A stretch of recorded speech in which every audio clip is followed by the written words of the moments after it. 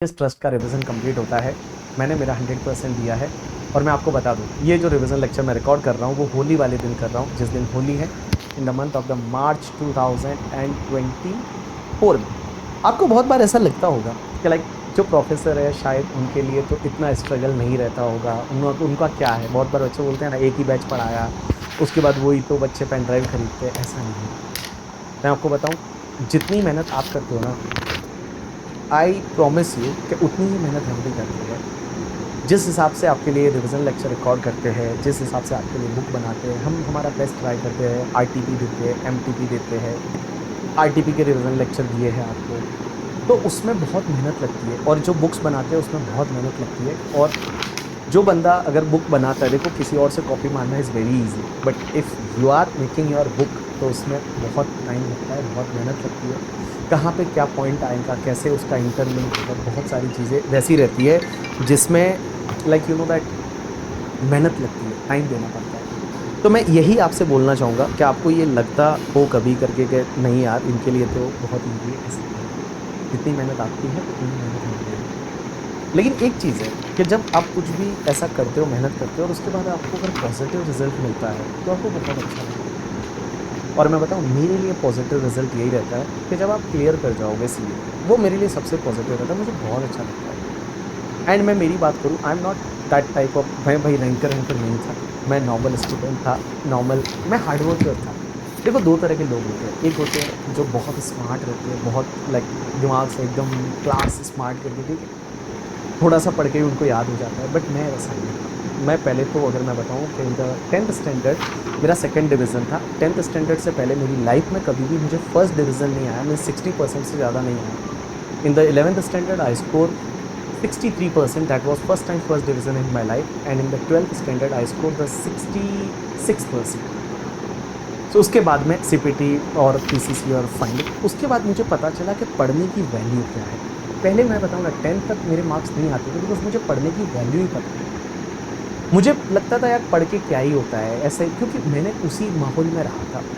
मैंने आजू बाजू के लोग वही देखे थे कि जो 5वीं 6वीं तक पढ़ते हैं, 7वीं तक पढ़ते हैं, 8वीं तक पढ़ते हैं, उसके बाद गांव चले जाते हैं, किसी सेठ की दुकान पे काम करते हैं, वहाँ पे 5-6 हज़ार रुपया मिल जाता है, ज़िंदगी निकल जाती है।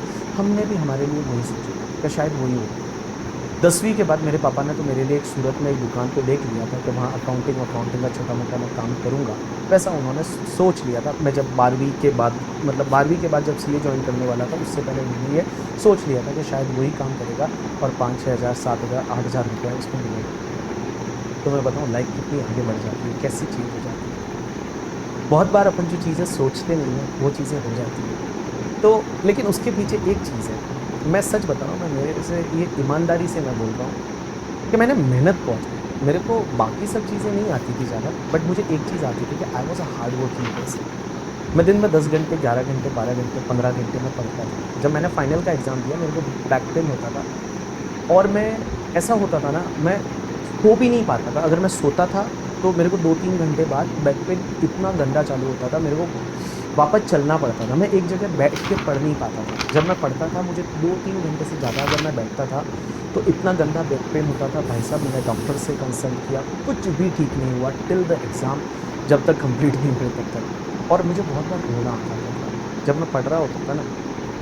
और मैं क्यों नहीं पढ़ पा रहा हूँ, बैक पेन हो रहा है, मैं बैठ ही नहीं पा रहा हूँ। मैं, अब प्रैक्टिकल सब्जेक्ट आप चलते चलते, कैसे मैं थियरी जब भी पढ़ता था तो मैं वो चलते चलते पढ़ लेता था। मैं ऑडिट की बुक लेके मैं चलते चलते भी पढ़ता था, मैं वॉक करता था, पढ़ता था, क्योंकि उस टाइम बैक पेन नहीं हो रहा होता है।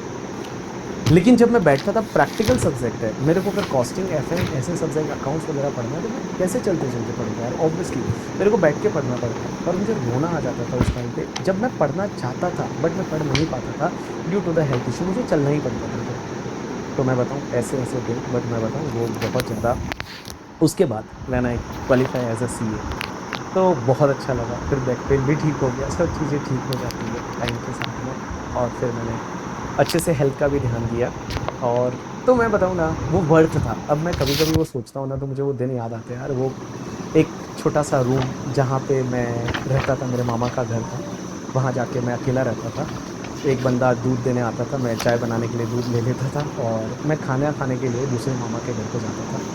तो वैसे मैंने 4 महीने लास्ट में ऐसे गुजारे, ना कोई सोशल मीडिया था, उस टाइम तो था भी नहीं सोशल मीडिया, था भी तो वो ऑरकुट हुआ करता था, बट वो ऑरकुट वो कैसे चलता था, इतना अच्छा नेट भी नहीं था, ना मैसेजेस थे, ना व्हाट्सएप था, छोटा-सा मोबाइल था जिस पे टेक्स्ट मैसेज जाते थे और एक वो साँप वाला गेम चलता था, जो लास्ट में जाते-जाते वो टकरा के मर जाता था। तो ऐसी चीज़ें थी। बट मैं आज भी वो दिन याद करता हूँ तो अच्छा लगता है, मतलब सच में अच्छा लगता है। मतलब ऐसा लगता है कि नहीं यार अपन ने कुछ लाइफ़ में किया तो है, कुछ भी बोलो, कुछ लाइफ़ में किया तो है। That what I want from life. And मैं बताऊँ आप मेरे को अपने जैसा ही समझ सकते हैं कि from where I came and today I think मैंने थोड़ा बहुत जितना ऑब्वियसली मैंने इतना कुछ बड़ा कोई अचीव किया नहीं है लाइफ़ में, बट जितना हो सकता था, मैंने सोचा नहीं था, बट उतना मेरे को मिला है। भगवान ने इतना मुझे दिया है। So thanks to all of you. Just I want you to be a hard working person. Hard work करिए, मिलता है, कुछ ना कुछ मिलता है, अच्छा मिलता है, डोंट वरी। कोई ना कोई तो इस दुनिया में है, जो आपको देख रहा है कि आप क्या कर रहे हो। आप अपने आप से झूठ बोल सकते हो, अपने आप से चीट कर सकते हो, लेकिन उससे तो चीट नहीं कर पाओगे। उसको पता है आप क्या कर रहे हो, चौबीसों घंटे आपको वो चलाता है। और मैं बताऊँ लाइक उसने है ना वो सब चीज़ें देख रहा है, उसने आपके लिए बहुत अच्छी चीज़ें बना के रखी है।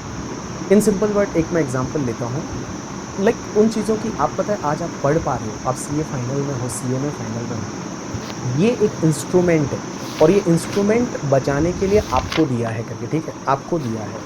You have to respect your study, you have to respect that instrument. अगर आप उसको इज्जत नहीं दोगे, इस पढ़ाई को इज्जत नहीं दोगे ना, वो इंस्ट्रूमेंट भगवान किसी और को दे देंगे। और मैं बताऊं करोड़ों लोग हैं जिनको पढ़ने का मौका नहीं मिलता, आपके पास वो है, और तो उसको इज्जत दो,